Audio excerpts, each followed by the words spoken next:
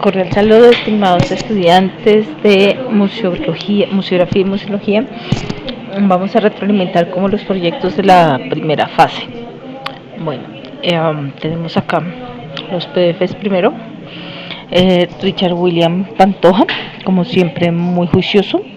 Y me gusta mucho el proyecto, cómo lo presentas y lo contextualizas. Está como las poblaciones indígenas en Orito Putumayo, en medio pues del conflicto petrolero y sobre todo esa invisibilización que hay en torno a ellos. Yo creo que tal vez en algunas ocasiones les he contado cuando yo trabajé como social allá, que fue un plan de manejo complicado de hacer el plan de manejo social de los oleoductos en Putumayo y el OTA que va hasta Tumaco. La parte de indígenas en el Putumayo era un párrafo.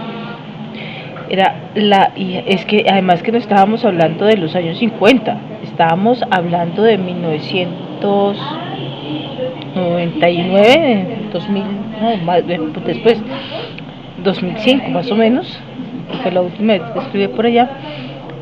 Y hay un proceso de ser invisibles a todas las poblaciones y a todos los grupos que estaban ahí en medio de unos conflictos sociales muy fuertes, y no solo en las poblaciones indígenas, también hay unas poblaciones muy fuertes en Orito. Orito es oro, zona minera, con población afro que viene del Chocó, que viene del valle, con una población afro muy fuerte y muy resistente, sobre todo hacia esta zona de Orito y San Miguel, etcétera, una población afro y toda una población de colonos, y todos en general invisibilizados. En general son tierras que aparecen como baldías, tierras que aparecen sin poblaciones, tierras que aparecen como sin dueños, sin existencia, como selva y lugares de nadie, también para justificar una explotación minera y petrolera pues en la zona, ¿no? Entonces, chévere reconstruir cómo se hace esa construcción territorial de centro petrolero, pero también mirar esos lugares que están ahí ancestralmente, ¿no? Siona, Ingas, Cofanes, además territorios que son colonizados, digamos, por grupos afro y que llegan a tener también una relación territorial muy fuerte, ¿no? Chévere que indiques, tienes como estos lugares ya de previstos, y siento que miremos únicamente la zona, los trabajos pues virtuales a los cuales tienes acceso, nada más los tenemos, porque no estás allá, estás en Ibagué, y eso significa pues por pues complicados, es una movilidad impresionantemente difícil. Yo conozco, alguna vez he ido hasta allá por tierra y es el fin del mundo una cuadrita antes. Entonces no se da, no te vas a movilizar hasta allá. Miremoslo tal vez con algunos contextos fotográficos que podemos tener en internet, en conocidos, etcétera. Miremos libros históricos. Te voy a pasar tal vez algunos materiales, no sé, hay un profe, Roberto Pineda, que puede servirte. Hay algunos materiales de Augusto Oyuela, tal vez. Eh, César Gómez, hay un profesor de la Nacional de apellido Gómez, también trabaja como historia del Putumayo, además porque son como esas oleadas extractivas. Está la casarana, están las pieles, están las maderas, y la petrolera, la cocalera, y ahorita estamos en el coltan, ¿no? Entonces ahí hay unas documentaciones por según esas oleadas que pueden servir, que pueden tenerte ahí presente. Además toda la reconstrucción histórica del campo petrolero pues interesantísima y sobre todo desde esta perspectiva social que estás presentando. Me parece muy interesante porque la necesitamos en este recobrar memoria, memoria histórica y memoria, memoria del cómo se va desarrollando y construyendo en la sociedad. La necesitamos. Ese es un deber histórico que todavía la tenemos pendiente y por eso creo que este proyecto es muy importante, muy interesante y que sería magnífico poder hacer una reconstrucción y una propuesta en torno a esto, ¿no? Bueno, la Lizama es más impresionante ver estas fotografías para mí porque pues eran todos los espacios que conocí pero antes, ¿no? Bien. ¿Qué más? Siguiente al paredón, pues Lina. Lina, me preocupa un poquito tu proyecto porque pues siento que estás haciendo una propuesta museográfica muy desde ti y para ti. Y creo que ya con colecciones abordaste tu colección y ahora como que tu historia académica, creo que puedes salir de ahí, dejar de ser como tan endogámica académicamente y poder presentar un proyecto hacia afuera. Yo no sé qué tan interesante, no sé si es que lo hago desde el exterior, creo que lo miro desde la afuera y no me parece interesante, digamos, la propuesta temática. Yo la replantearía, miremos tal vez artistas de Duitama, la volvería más grande, la volvería mucho más amplia, pero que el técnico de artes plásticas de Culturama me parece como un ejercicio muy personal tuyo.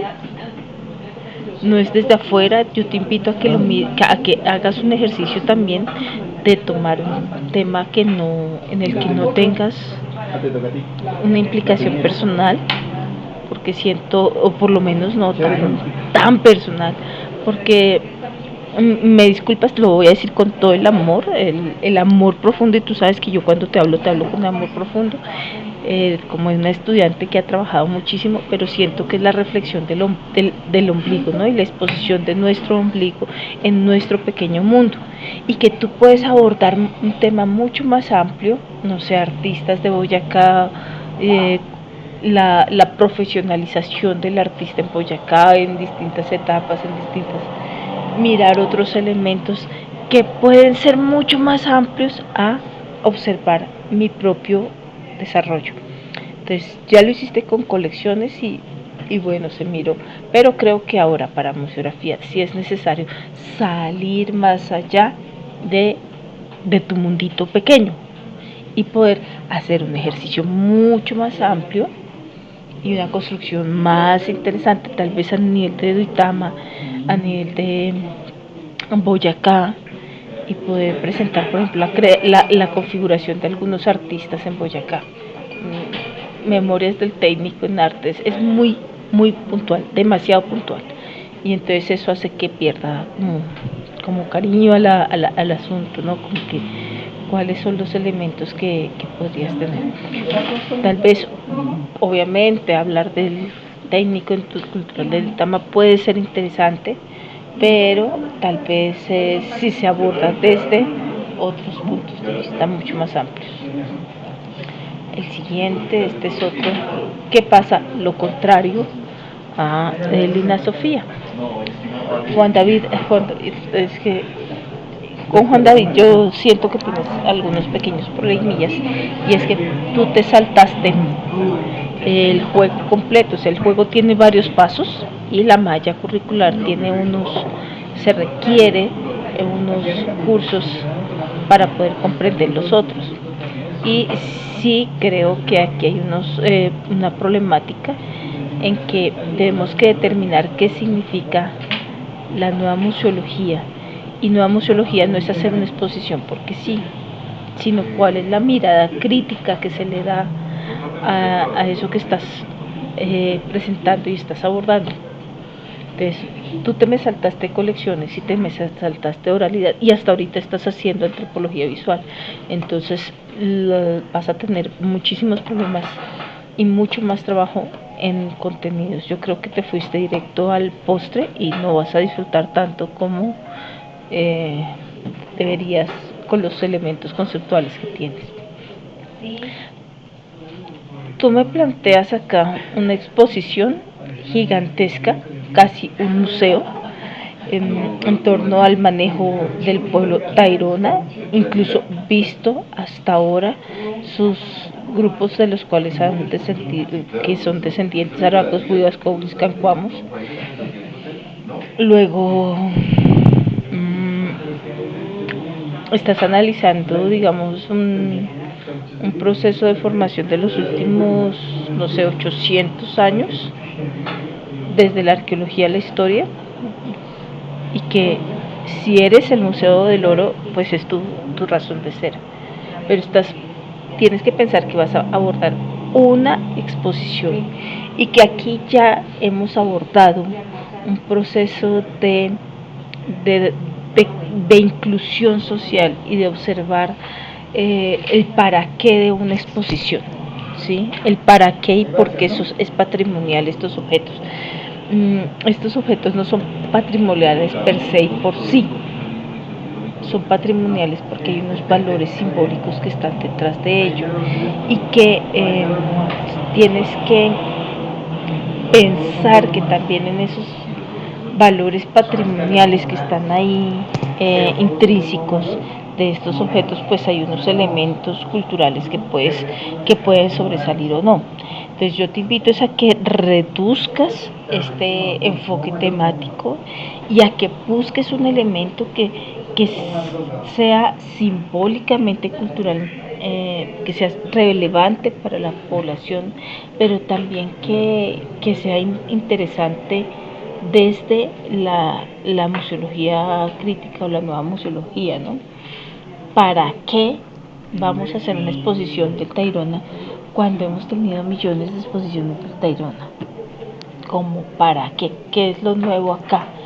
Y qué es lo nuevo aquí en este sentido es también una reflexión que se debe hacer en torno a este ejercicio cultural que nosotros hacemos en esta línea de investigación del patrimonio. Entonces, 800 años de historia creo que es mucho, hay que restringirlo. 2, ¿qué estás viendo y qué enfoque realmente cultural vas a mirar? Yo siento que aquí solo hay un planteamiento de tema, que son como los Taironas, y porque es una ciudad turística. Eso, o sea, vender una ciudad al turismo otra vez, o es repetir lo mismo que hace el Museo del Oro y el papel que tiene el Museo del Oro como nuestra galería nacional, pero no es una exposición ni siquiera crítica a la sociedad. ¿Cuál es el proceso de inclusión social? No es que la gente toque unos instrumentos o que toque unas telas o unos textiles. Eso no es inclusión social. Inclusión social va mucho más allá a unas categorías mayores. Eso no es inclusión social. Tampoco es interactividad, nada de eso. Entonces, por favor, yo te invito a que realices a delimitar el tema y a que pienses que es lo importante de hacer una exposición importante, digo yo, en el contexto político, en el contexto social que tenga eso, ¿sí? Porque siento que estás